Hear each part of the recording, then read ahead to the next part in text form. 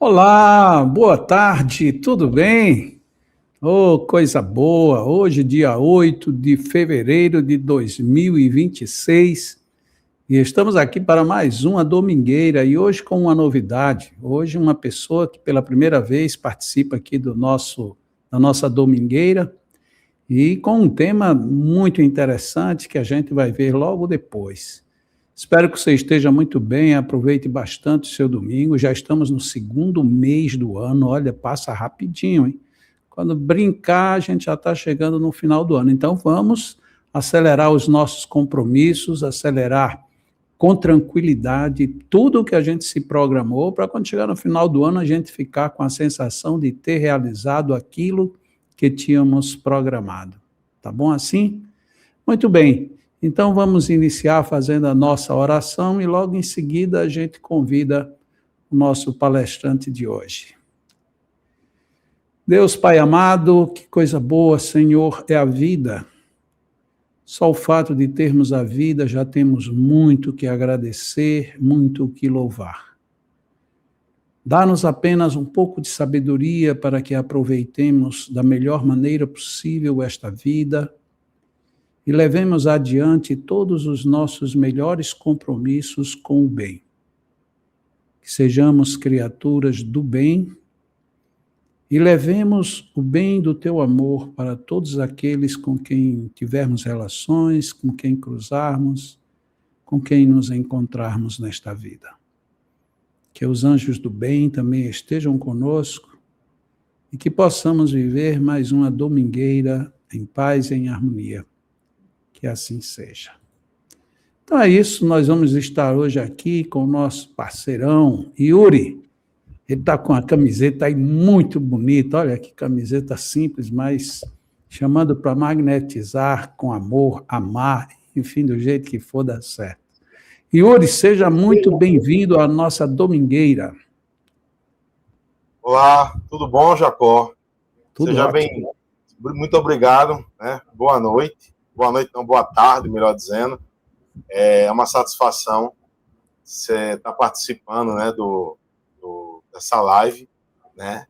Eu que tenho uma profunda admiração, não só pela sua pessoa, mas por todo o trabalho que o Leão faz no movimento do magnetismo, no movimento da doutrina espírita, a relevância. Então, muito obrigado pela oportunidade. Seja muito bem-vindo. E o tema, né, a verdadeira cura, nossa, vamos entrar nesta onda. Deus te abençoe, meu amigo. Seja bem-vindo. Ok, mestre. Bem, nós hoje vamos começar com a nossa conversa da noite e nós vamos trazer um assunto, né, uma conversa da tarde, melhor dizendo, só quero estar de noite, de um assunto bem interessante, né? O assunto que eu trouxe é a verdadeira cura. Então, quando nós conversamos, nós começamos a perceber e falar de cura, nós temos diversos pensamentos, né? Nós temos diversas ideias que nos acometem, que nos vêm quando nós falamos de cura. Porque quando falamos de cura, automaticamente nos vem à mente a cura do corpo, o alívio da dor, o bem-estar que se pode conseguir, né? Então nós, na qualidade de seres humanos, estamos sempre nesse pensamento, estamos sempre nessa rotina de querer aliviar, né? De querer mitigar as nossas dores, os nossos sofrimentos.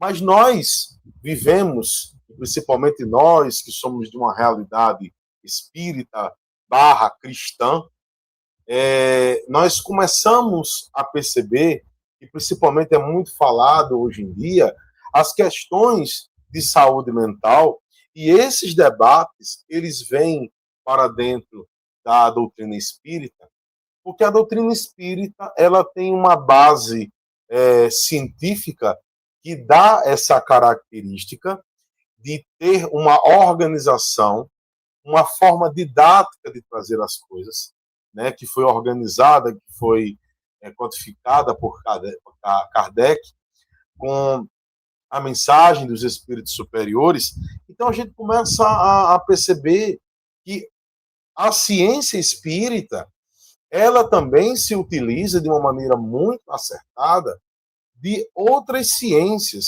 que dão base para essa ciência espírita. Então, hoje em dia, a doutrina espírita, ela tem uma série de movimentos, uma série de pensadores, de médicos, de psicólogos, né, que trazem um pensamento do que é a dor, do que é o sofrimento, e modernizam, sem perder a essência, aquela visão que o Cristo tinha.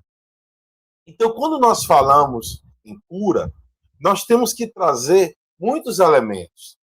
Nós temos que trazer o elemento da dor, nós temos que trazer o elemento do que é o sofrimento, o que é o mundo de transição, esse planeta de transição planetária, essa adolescência, digamos assim, pré-adolescência, adolescência que este planeta vive, a modernidade, os desafios de uma vida moderna, de uma vida conectada, de uma vida globalizada. Então, nunca se falou tanto em saúde mental. Isso que era uma discussão que ficava para trás até algumas décadas. Então, hoje, nunca se deu tanta importância. Nós temos aí recordes de pessoas que tomam antidepressivo, de pessoas que tomam os ansiolíticos, que tomam os remédios de moduladores das emoções. E nós, que somos espíritas, nós entendemos, né, e trazemos dentro das nossas bases uma ideia espiritual. Doutrina espírita, né? Então, é uma doutrina espiritual. E o Cristo, que foi deturpado por muito tempo, ele trazia o remédio, ele traz, na verdade, o remédio de todos esses males. Porque essa visão do Cristo é uma visão de um homem, do homem multidimensional.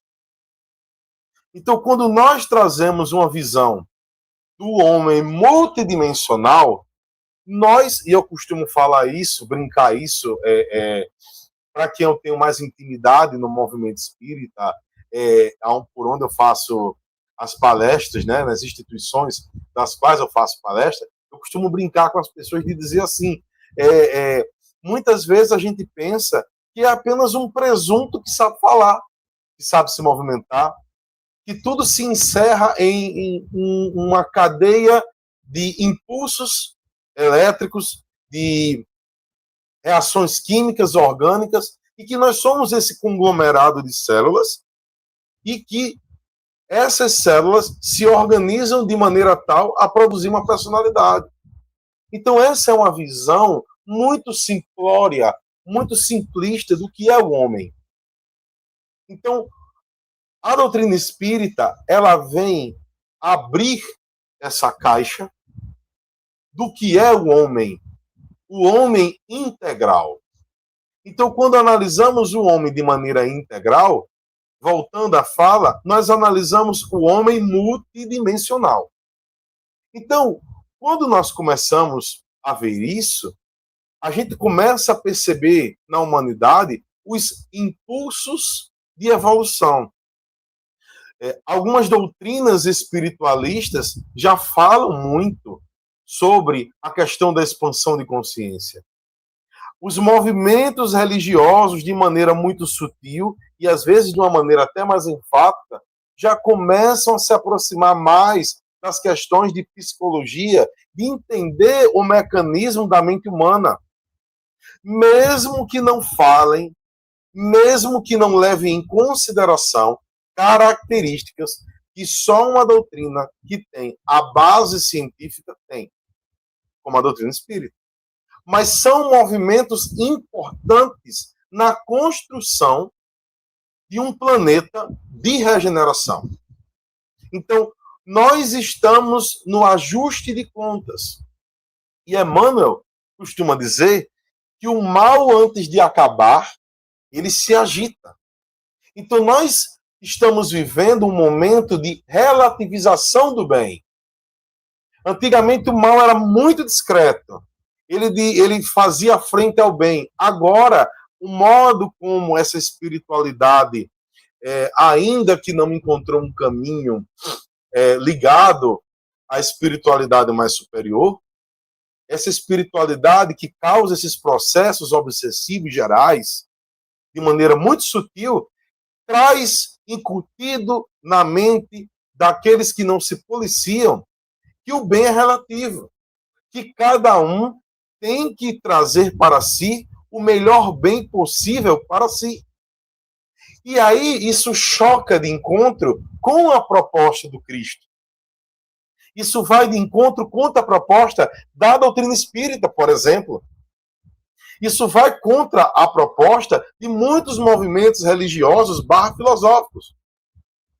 Então, quando a gente começa a ver, né, a doutrina Sócrates, Platão, a gente já começava a perceber do conhece-te a ti mesmo e tal. Então, quando a gente começa a perceber que houve todo um preparo, que há um preparo de um terreno para um mundo de regeneração, que é um mundo não de espíritos superiores, mas de espíritos convalescentes.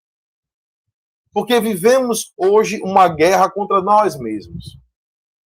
Então, quando nós trazemos a proposta da verdadeira cura, não é uma cura dentro de uma filosofia de analgesia, de analgésico, de aliviar aquela dor, mas de uma proposta de nós mergulharmos para dentro de outras dimensões.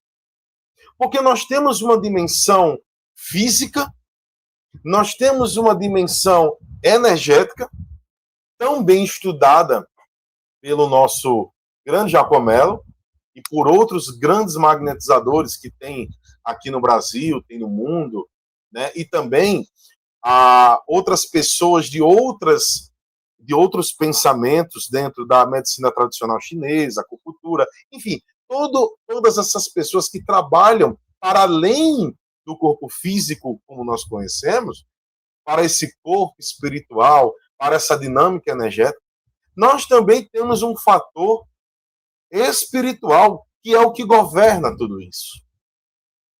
Então, no próprio movimento espírita, nós vemos ainda, e nós devemos fazer essa autocrítica, não conseguimos ainda viver como espíritos imortais.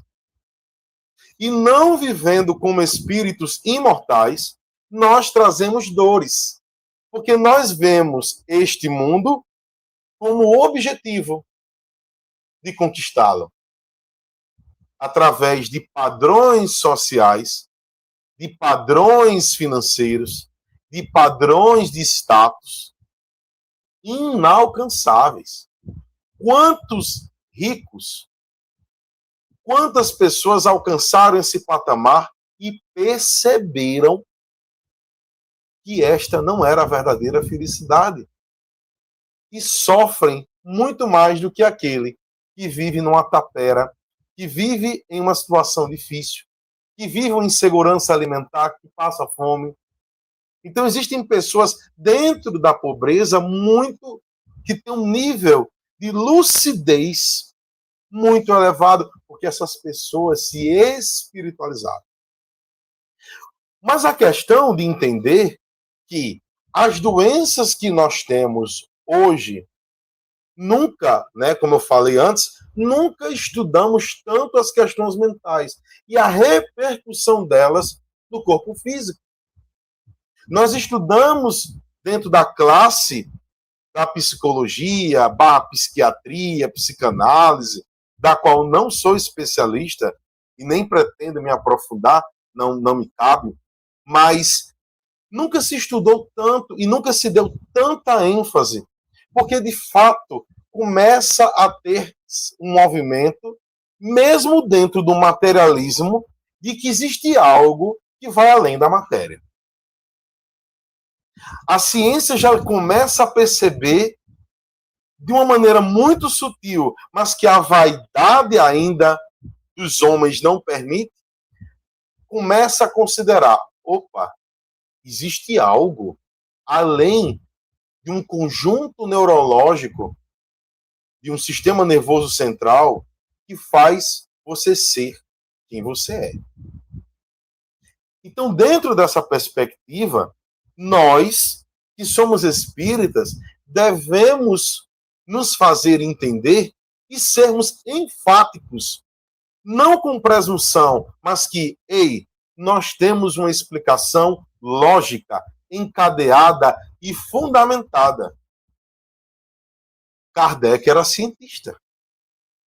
Então, nós percebemos muitas vezes, até dentro do próprio movimento espírita, um entrave muito grande sobre certas questões de pensar além daquilo que se acha correto, se esquecendo da ignorância de que é peculiar a um espírito de terceira ordem.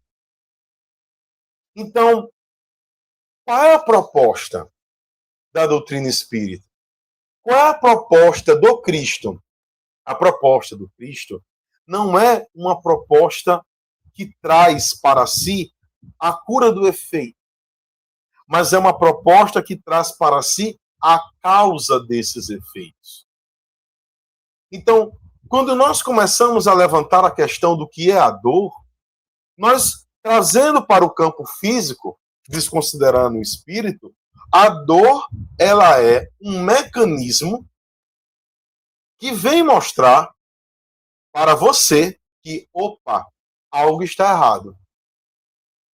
Então, se eu coloco a mão em cima de algum lugar quente e aquilo está numa temperatura que vai danificar o tecido que compõe a minha mão, rapidamente eu retiro. Isso é um instinto de sobrevivência. Está dentro da lei de conservação. Então, minha gente, vamos começar a perceber que a dor ela tem uma função pedagógica. Ela tem uma função de conservação. Dentro dessa perspectiva, hoje nós vivemos em um mundo conectado, em um mundo informatizado, em que tudo é muito rápido, em que tudo é muito volátil, em que tudo chega depressa, para ontem, e vivemos acelerados o tempo inteiro. Existe hoje uma cobrança muito grande para que você performe. Só que aonde fica a sua integridade emocional, psicológica e espiritual, por consequência? Porque você hoje está nesse afã de conquistar o mundo. Eu tenho que ter isso com tal idade. Eu prometi a meus familiares isso. Eu tenho que cumprir tal meta. E eu fico tendo uma vida instagramável. Eu preciso mostrar que, de fato, eu estou indo muito bem. E eu vou vivendo uma carcaça, eu vou mostrando uma visão, um alter ego, digamos assim, uma projeção minha para que a sociedade me aceite. E eu preciso ser aceito porque, no fundo, eu tenho um problema muito profundo de uma autoestima. Então, eu preciso ser aceito para ser sociável dentro das tribos das quais eu ando. Nós somos seres essencialmente ainda tribais. Nós não somos seres que pensamos de forma universal. Nós não conseguimos enxergar o outro fora da casa como um irmão. E o Cristo dizia: quem é minha mãe? Quem são meus irmãos? Disparando em nós esse incômodo. Será que você, meu filho, não se enxerga e não se vê como um ser que é herdeiro do universo, irmão de todos e filho do Criador? Então, Jesus colocava em xeque a relatividade das relações físicas, que não são menos importantes. Elas precisam existir para que nós entendamos o nosso papel no macro. Então, Emmanuel costuma dizer que o lar é o caminho redentor das almas. Então, é no lar, é aqui.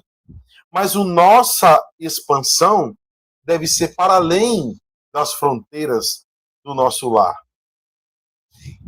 Então, quando nós começamos a pensar em cura, nós começamos a pensar em aliviar a dor. Mas nunca começamos a penetrar as outras fronteiras das causas.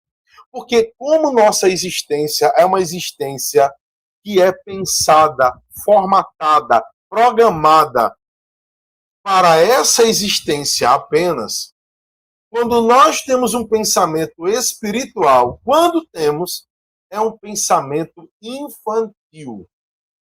Nós somos infantis, grosseiros, quando o assunto é espiritualidade.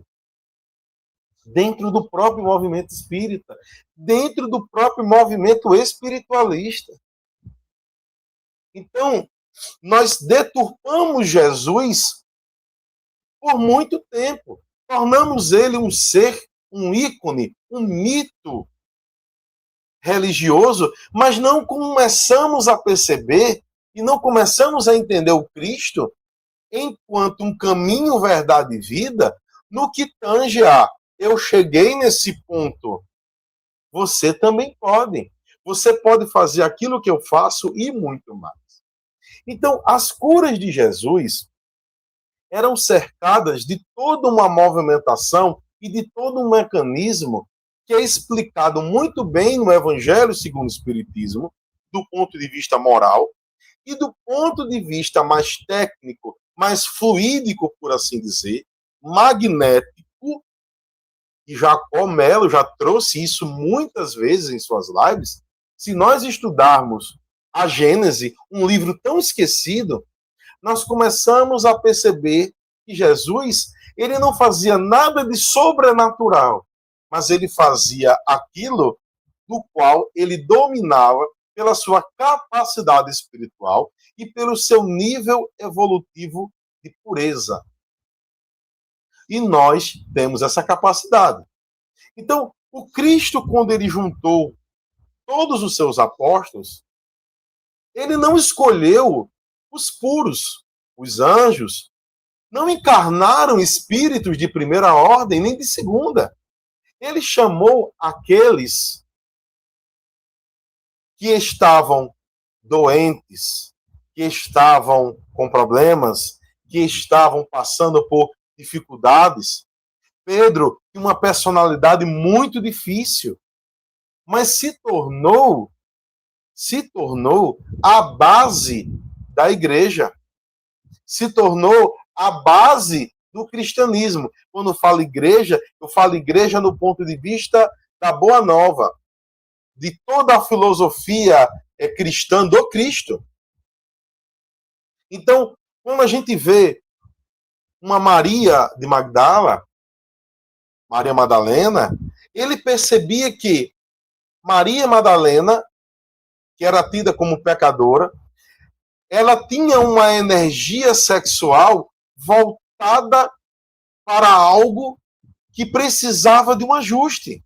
Então, Cristo traz ela para amar. Ele dá o roteiro para que ela ame. Então, o que significa isso? Quando nós falamos que estamos em pecado, essa palavra pecado significa errar o alvo. Errar o alvo. Então, as leis da física e as leis divinas ou naturais, elas são as mesmas. Porque o universo, ele é regido pelo amor. Então, as leis do universo são leis morais. E as leis morais são leis físicas. Então, quando nós observamos dentro do campo do magnetismo, por exemplo, nós começamos a perceber essa organização perispiritual, nós começamos a perceber todo esse circuito fluídico, nós percebemos que quando há uma desarmonia, a doença chega. Quando existe o fluxo e o refluxo, e há algum problema nesse fluxo e nesse refluxo, existe uma situação grave. E o que nós podemos tirar disso? Quando nós estamos espiritualmente afastados de Deus, nós temos uma repercussão energética ruim, porque começamos a vibrar em uma sintonia aquém da sintonia que uma espiritualidade que pode nos inspirar para coisas salutares consegue acessar. E isso é uma lei física. Se eu pegar um diapasão, ele é um metal, assim, em formato de U, com uma parte aqui embaixo, para você pegar. E ele tem de vários tamanhos. Geralmente os músicos, eles usam, acho que na nota Lá, para ele bater e afinar o instrumento pelo diapasão. Se eu pegar dois diapasões iguais, bater um, o outro vibra. Por quê? Porque as ondas que saem de um, a vibração que sai de um, consegue influenciar o outro, porque os dois estão no mesmo comprimento. É comprimento de onda.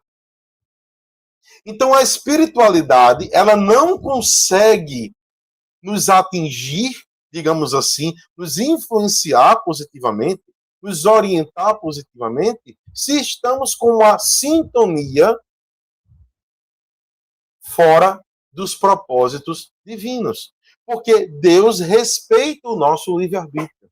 Só que quando nós caminhamos fora disso, como toda a nossa estrutura espiritual, energética e física foi feita para o bem, vem o desequilíbrio. E o desequilíbrio espiritual causa um desequilíbrio energético, fluídico, que causa uma somatização. E com essa somatização, eu começo a perceber que eu estou sofrendo. Porque nós somos tão materialistas ainda que eu preciso ver para crer. Tem muito mais de Tomé do que de Jesus em nós. Óbvio que Tomé hoje deve estar num patamar, mas eu falo do ponto de vista poético, filosófico. Nós ainda precisamos ver para crer. Não que nós não precisamos atestar as coisas com uma investigação científica, com um método rigoroso. É melhor rejeitar 1000 verdades do que aceitar uma mentira, mas que nós começamos a perceber e nos a perceber de maneira mais espiritualizada, criamos até fantasias, então entramos dentro de um mundo de viajar na maionese, digamos assim, porque tudo passa a ser espiritual, tudo passa a ser uma influência, e às vezes a gente tira o pé do chão. Então nós temos, do ponto de vista de lucidez, vivemos uma experiência física, mas nós somos seres espirituais. Então, quando existe algo fora de um parâmetro traçado pela lei divina ou natural, e essa lei divina ou natural, que está lá na parte 3ª do Livro dos Espíritos, tem lá as leis morais, que encerra com a perfeição moral. Quando eu começo a me encaminhar para tentar me tornar um homem de bem, lembrando, os Espíritos alertam, se reconhece o verdadeiro cristão / espírita pelo esforço que ele faz em domar as suas más inclinações. Quando eu começo a fazer isso, existe uma regulação do padrão mental. E essa regulação do padrão mental traz para o padrão emocional uma regulação também. Obviamente que toda a minha função física melhora com isso. Da neurologia, do campo neurológico, até o campo, digamos assim, muscular, esquelético muscular. Então, quando eu começo a perceber que a doença, ela é uma disfunção de uma parte espiritual, eu começo a ter uma visão mais de completude. E aí eu começo a me encaminhar para uma senda de cura mais efetiva. Isso tudo, meus irmãos, é para trazer a reflexão para a reforma íntima. Só que essa reforma íntima nos tira de uma posição de conforto. Mesmo com dor, nós queremos aquela posição de comodismo. É natural. Usamos de fatalismo moral. Minha vida é mais difícil que a de todo mundo, eu não consigo, não dá. É evidentemente que a espiritualidade amiga ela tem uma paciência enorme. Porque se fosse cobrado de nós, na proporção do que erramos, a gente não conseguiria sair desse ciclo vicioso de erro. Então, quando a espiritualidade ela chega ao resgate, ela chega a nos oferecer a mão, num arrependimento sincero, nós cansamos de ver isso nos romances espíritas sérios. André Luiz é o caso, acho que o mais famoso. Quando ela chega, é porque ela percebeu que houve uma quebra. Aqui, ó, André Luiz aqui, ó. Houve uma quebra daquele padrão mental que você definiu como correto e do qual estava te adoecendo. E é nessa quebra que a espiritualidade chega. Mas André Luiz, quando chega na espiritualidade, ele acorda que Clarencio diz a ele, olha, você é suicida. De uma maneira amorosa. Ele, eu, suicida, não pode, não tem como. E aí, quando ele começa a falar nos termos técnicos o que é o suicídio mais indireto, ele começa a cair a ficha. E quando Clarencio pergunta, e aí, André, como você está? Ele, estou bem. Vamos trabalhar?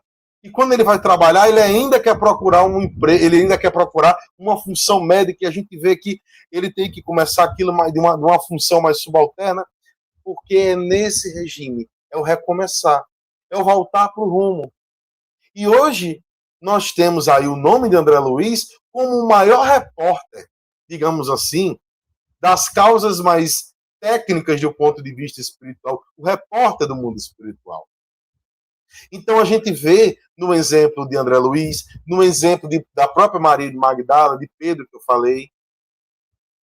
Então esses desajustes que nós vamos ter, nós temos a oportunidade da virada de chave. E todos os que seguem o Cristo verdadeiramente são conhecidos pela virada de chave.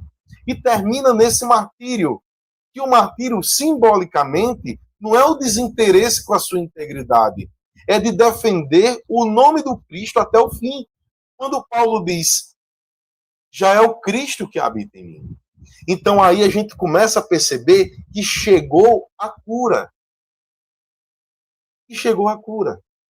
Então, dentro desse pensamento, nós começamos a perceber que vivemos em um mundo energético.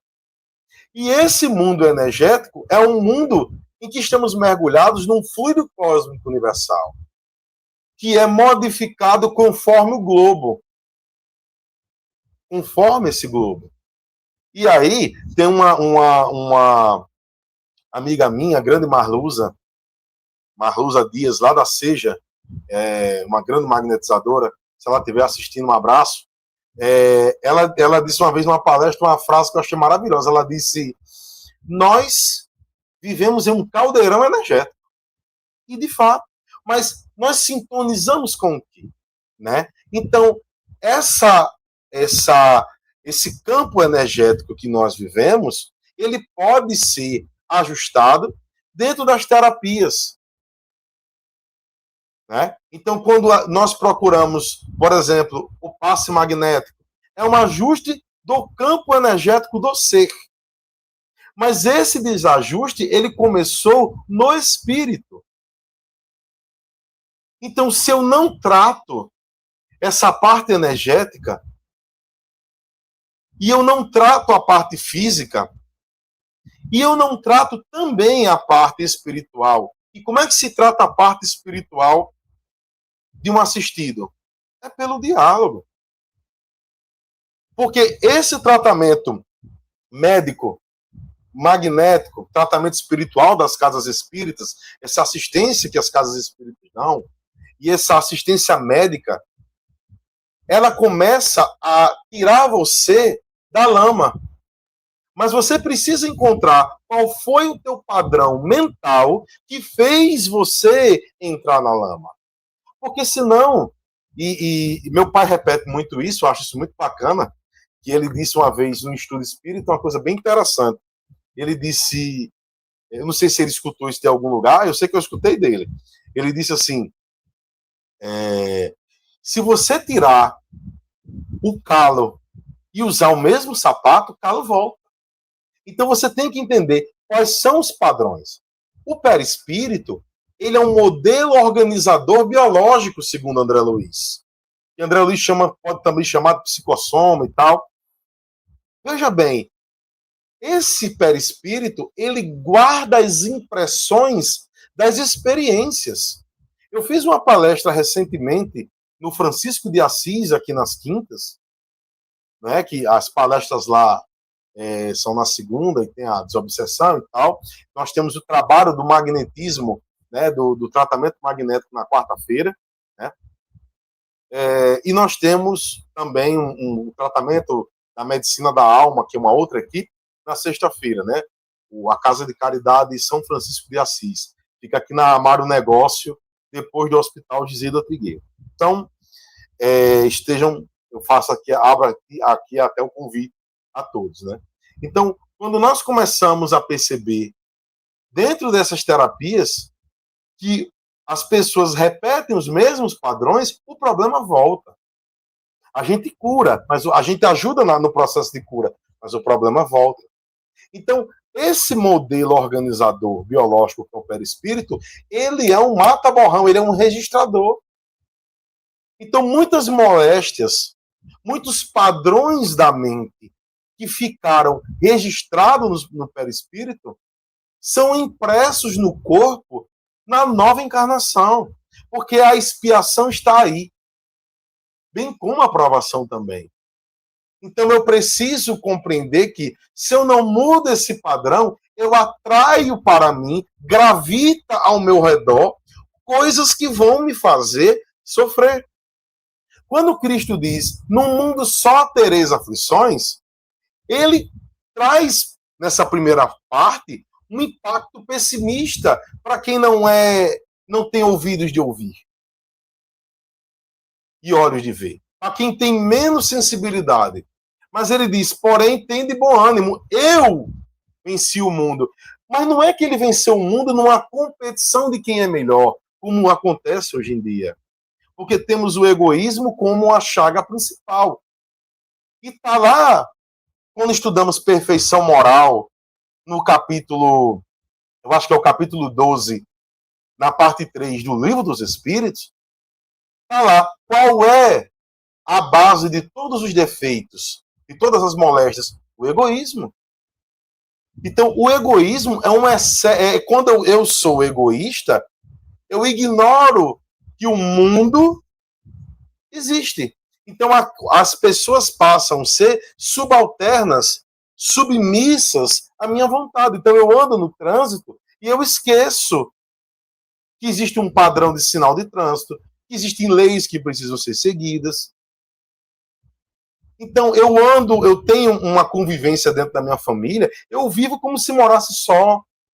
E isso vai maltratando as pessoas. E todo mal que nós fazemos, Emmanuel também fala, gravita ao nosso redor. Nós impregnamos, porque as leis de Deus estão escritas em nossa consciência. É por isso do desarranjo. Mas essa visão que nós queremos trazer para a verdadeira cura é a visão de que aonde está a saúde? Porque a OMS não vê a saúde mais só como a saúde física. É um conjunto de fatores que inclui espiritualidade. Pasmem.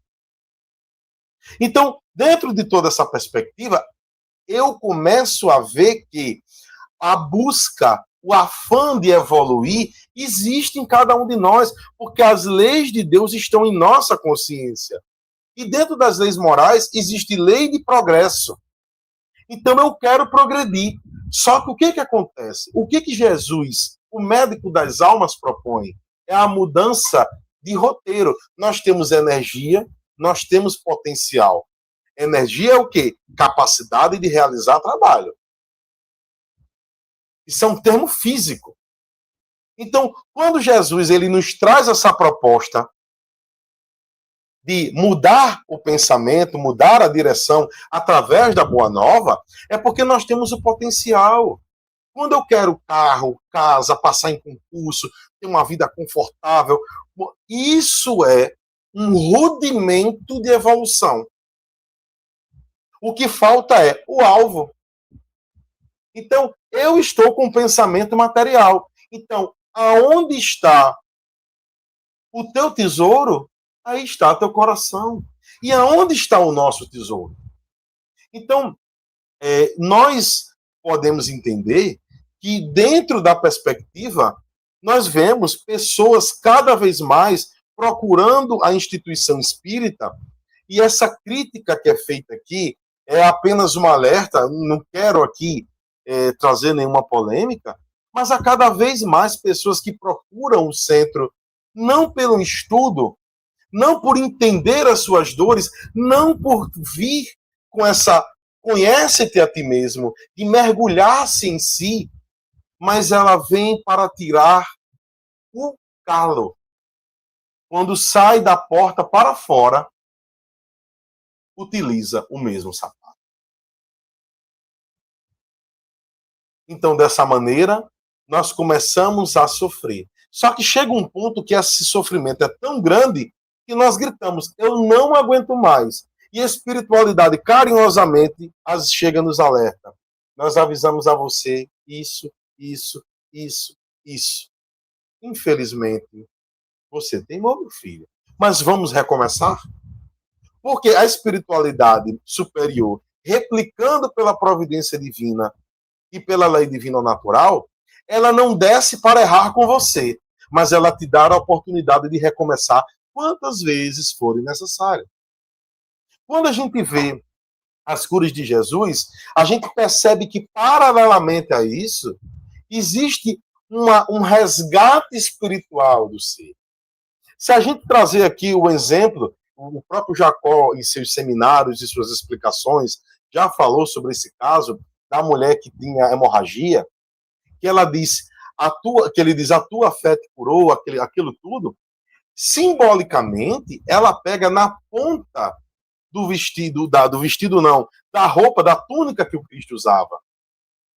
E aquela ponta, ela tem uma significado dentro da cultura hebraica, da cultura dos judeus, que aquela ponta é a conexão, não sei falar com muita profundidade histórica disso daí, mas aquilo ali significa a conexão do ser com o Criador. Então veja que ela diz, eu só preciso pegar na ponta. Então, existe até no YouTube um vídeo da série The Chosen, que eu já assisti 2 vezes, eu acho maravilhosa, que ali tem personagens fictícios, ali tem uma modificação da Bíblia para se enquadrar nos parâmetros audiovisuais, de entretenimento e tal, mas a gente pega a essência do Cristo nessa série de uma maneira bem interessante, né? Pelo menos na minha opinião. Então, quando ela pega aquilo ali, o fato incrível não é ela ter parado de sangrar. Isso é uma consequência fluídica. Isso é uma consequência magnética. O Cristo é o maior o maior magnetizador que esse mundo já teve. Encarnado que esse mundo já teve. Então, quando ele diz, de mim saíram virtudes, de mim saiu poder, depende da tradução, mas uma coisa ali leva a outra. Então ele fala que existe, e a gente, quando olha dentro do item 11 da Gênesis, no capítulo 14, o capítulo 14 tem um texto lá, alguns itens, que fala de a cura. E dentro disso, ele diz assim, ó, algumas vezes, num trecho, né, do item 11, com relação à corrente fluídica, o primeiro age como uma bomba calcante e o segundo como uma bomba aspirante. Algumas vezes é necessária a simultaneidade das suas ações, doutras basta uma só. O segundo caso foi o que ocorreu na circunstância que tratamos, que se tratava nesse texto do caso da mulher. Então, a gente vê que ele é uma bomba calcante, ele envia e a mulher é que recebe. Mas a eficácia do tratamento magnético e de todo e qualquer tratamento que se faça vem do esforço do assistido. Vem do esforço do assistido. Então, a dor, ela traz uma proposta de ensinamento, mas para que não gravitemos e não estagnemos naquilo como eu estou sentindo dor, porque sou um pecador, não tem mais jeito e vou ficar assim. Não. O Cristo nos convida à dinâmica. Não é só você reconhecer que só sei que nada sei, como Sócrates. O que você vai fazer com essa informação? Qual é a mudança que você está fazendo com isso? Qual é o impacto que você causa na vida das pessoas? Porque como vivemos em um universo em que cada um é uma engrenagem, em que o regime é de cooperação, ninguém faz nada só, nem o Cristo o fez. Por isso que ele escolheu pessoas para transformar-se e transformar os apóstolos. Ide e pregai. Então, quando nós encontramos esta cura, esse entendimento das nossas dificuldades, nós podemos pensar aqui que eu vou melhorar aqui, e a gente vê isso muito em alguns pensamentos espiritualistas, dos quais eu não vou aqui citar, mas a gente vê muito uma espiritualidade muito no verniz. Eu vou aqui meditar, eu vou aqui me equilibrar, eu vou fazer isso, eu tenho que me equilibrar, mas eu não tenho uma visão de caridade. Ah, Yuri, esse nome caridade. Fora da caridade não há salvação. Que salvação seria essa? É salvar-se desse padrão material que assola a humanidade. Quando eu começo a me desprender daquilo que eu considero importante, e eu começo a entrar na minha essência e entender a importância que eu tenho e que a espiritualidade tem, e a dinâmica que vai para além das fronteiras das células do corpo, eu entendi quem eu sou. Isso aconteceu com os apóstolos, inclusive com Judas, que ali foi quando ele comete o suicídio, ali é que foi eita, ele tinha entendido a proposta do Cristo de maneira material. Então, se esperava um Messias que vinha para revolucionar do ponto de vista de guerras, outros do ponto de vista financeiro, outros do ponto de vista do próprio judaísmo, mas veio um Cristo diferente. E ele diz, não vem trazer a paz, mas a divisão. Por que a divisão? Porque muita gente ia ser contra esse pensamento do Pai amor. Perdoai não só 7, mas 70 vezes 7, porque isso mexe com questões profundas. Nós vemos nas palestras espíritas que nós fazemos e que nós vamos falando certas coisas, não que sejamos, porque aqueles que trabalham são os que mais devem, mas certas coisas que são ditas causam um alvoroço na expressão facial das pessoas, porque a nossa consciência dói, e dói muito. Porque lá no fundo, nós sabemos qual é o nosso propósito. Nós só estamos empregando isso de maneira errada. Nós somos qual crianças, que temos atividade de casa para fazer, mas a gente prefere o brinquedo. Quem assistiu aquele filme, A Era do Gelo, que tem um esquilo que fica atrás da noz, e aquela agonia, aquilo ali tem um senso moral muito profundo. Nós largamos a nossa... Qual é a nossa nós? Seria os nossos bens? Seria o meu status? Seria a minha posição na diretoria do centro? Seria o quê? Eu estou pronto para perder? Para renunciar? Porque os apóstolos renunciaram. Mateus, que era Levi, largou toda uma vida cômoda, mas ele não tinha satisfação interna. E ele foi chamado para o Cristo. O Pedro, que era pescador, né? Então, todos ali tiveram um propósito na caminhada. Existiam aqueles apóstolos mais chegados. Então, a cura dos apóstolos foi a primeira cura do Cristo. E aí, quando ele resgata e coloca, implanta a boa nova, esses seres que são imperfeitos é que vão divulgar a boa nova. Depois disso, houve muita distorção até os dias de hoje, como tem, e muitas vezes nós utilizamos de maneira deturpada o que o Cristo fala a nosso favor. Então nós criamos as doutrinas ao redor do Cristo de uma maneira a nos facilitar. E aí a gente vai fugindo muitas vezes. Quando Cristo abordava os apóstolos, ou ele abordava alguém para a cura, ele não chegava e curava. Ele dizia: que queres que eu faça? Esse que queres que eu faça poderia parecer uma grosseria gigante para quem não tem os ouvidos que eu falei, para quem não tem a sensibilidade. Óbvio, você vai dizer, mas o Cristo vai perguntar: que queres que eu faça? Óbvio que é você me curar. Mas quando Cristo diz: que queres que eu faça? O Cristo está perguntando, na verdade, que queres na sua vida hoje? Você quer o quê?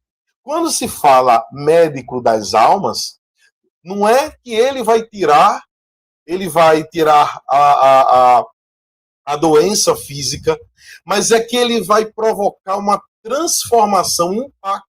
E na primeira parte em que o Cristo começa essa revolução, ele começa com as curas, porque ele precisava chamar a atenção da sociedade material para ele poder fazer o que ele veio proposto a fazer.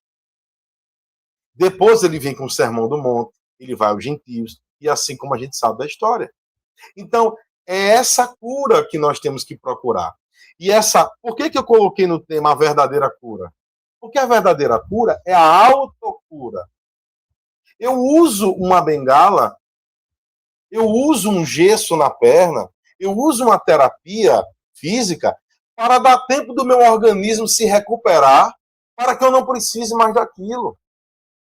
Então, o tratamento no centro espírita, por exemplo, é um tratamento magnético, enfim. Esse tratamento é para que eu ganhe fôlego, não para que eu seja dependente por toda a eternidade. É porque eu preciso entender bem por que eu tenho esse problema. E isso, particularmente, foi muito importante para mim, né? Desde criança que eu sou do movimento espírita, do ponto de vista que eu comecei no maternal, na federação, com 3 anos de idade, e vim seguindo, fiz toda a evangelização na federação até meus 19 anos de idade, né? Um saudoso, aquele que eu tenho um respeito e uma admiração enorme, o seu Assis Pereira. E depois fui do André Luiz, fui de outros centros e tal, mas sempre a doutrina espírita era muito mais a questão intelectual, que eu gostava, que chamava a atenção, até que eu descobri uma doença autoimune. E essa doença autoimune, ela foi disparada, eu fiquei numa situação física bem complicada, e quando eu procurei uma instituição que meu pai já frequentava, ele me leva lá, e eu conheço o tratamento magnético, através de um grande amigo, João Pedro. E também o acolhimento espiritual, toda a parte de desobsessão, enfim, toda aquela fui muito bem acolhido. E é a casa que também hoje eu faço parte, do qual estou vice-presidente, que é o Lar Espírita Maria de Nazaré, do bairro Nordeste. Então, eu precisei passar por esse impacto para que hoje eu venha tendo reflexões. Existiu uma mudança? Óbvio que não, porque ainda é muito difícil. Existem marcas profundas, existem coisas que nós temos, mas que é o despertar. O que queres que eu faça? Todos os dias o Cristo nos faz essa pergunta. Então, eu saí de um ponto de ser tratado magneticamente, aos poucos vim me recuperando e hoje sou magnetizador. Hoje estou à frente de um trabalho do Francisco de Assis e também trabalho no magnetismo, só tem eu de magnetizador, no Maria de Nazaré. Trabalho nessas duas instituições. E posso dizer com toda a satisfação do mundo que mesmo doente, mesmo com problemas, mesmo com dores, todos nós somos capazes de, através do amor, modificar a vida de alguém. Porque, como eu falei, o mundo, a espiritualidade, o universo, ele vive num regime de cooperação. A benevolência da espiritualidade é imensa para conosco. Nós temos dívidas profundas. Os espíritas, que existe uma petulância em alguns de achar a doutrina espírita é uma doutrina reveladora e tal, e quando eu começo a perceber e entender que aquele que vem espírita, muitas vezes, é porque ele precisa da coisa mais clara para entender. Meu filho, olhe, se você voltar a cometer erros, aí vai ficar cada vez mais difícil. E estamos com a transição planetária batendo a porta. Quem é joio e quem é trigo? Quem está procurando em si esse mecanismo de cura? Será que eu estou fazendo por onde? Nas minhas obras diárias, não só no centro espírita, não só na igreja, não só no trabalho, começa em casa. Qual é a tolerância que eu estou tendo com as pessoas? Porque o amor que eu conquisto nos outros volta de uma maneira muito desinteressada de minha. Se o amor for desinteressado de minha parte, for aquele amor sem pensar no retorno, aí eu começo a entender a lei de justiça, amor e caridade. Não é lei de justiça, não é lei de amor e caridade separadas. Porque o amor, ele tem dois braços, a justiça e a caridade. Por isso que Deus é infinitamente justo e bom. Então, qual é o braço? Qual é a motivação que eu tenho? Qual é a ideia de justiça que eu tenho? Porque a justiça dos homens é uma justiça que não consegue contemplar as questões mais profundas. Ela é fria. E a justiça divina, ela é amorosa, porque ela é didática e ela é pedagógica. Eu não quero me vingar de você porque você errou, meu filho. Eu quero que você aprenda. Quem aqui é pai? Quem aqui é mãe que quer se vingar do seu filho porque seu filho errou? O verdadeiro pai, a verdadeira mãe, ele quer que o filho se modifique e aprenda a lição do progresso. Nem que para isso exista o sofrimento. Então, que nós possamos, meus irmãos, começar a despertar em nós esse pensamento de quem eu sou. O conhece-te a ti mesmo, ele vem no final do capítulo de perfeição moral. Porque para você ser um homem de bem, para você lutar contra o egoísmo, para você lutar contra as más paixões, você precisa conhecer-se. O próprio Jacomelo aqui é o que mais fala, ele fala muito, é preciso conhecer-se. Foi dito isso no percurso formativo, agora recentemente do Leão. Nós nos conhecemos.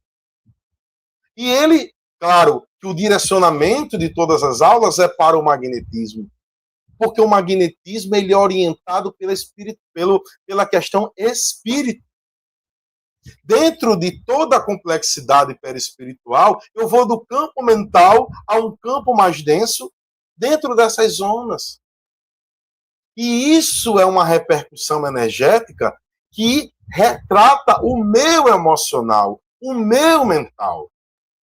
Então, o que eu estou fazendo para alinhar isso às minhas práticas diárias? Será que eu estou sendo apenas um cristão institucional? O que é o cristão institucional? Eu vou à igreja, eu vou ao centro. E isto basta. Então, ali eu faço para aliviar minha consciência. Olha, eu estou indo ao centro, viu?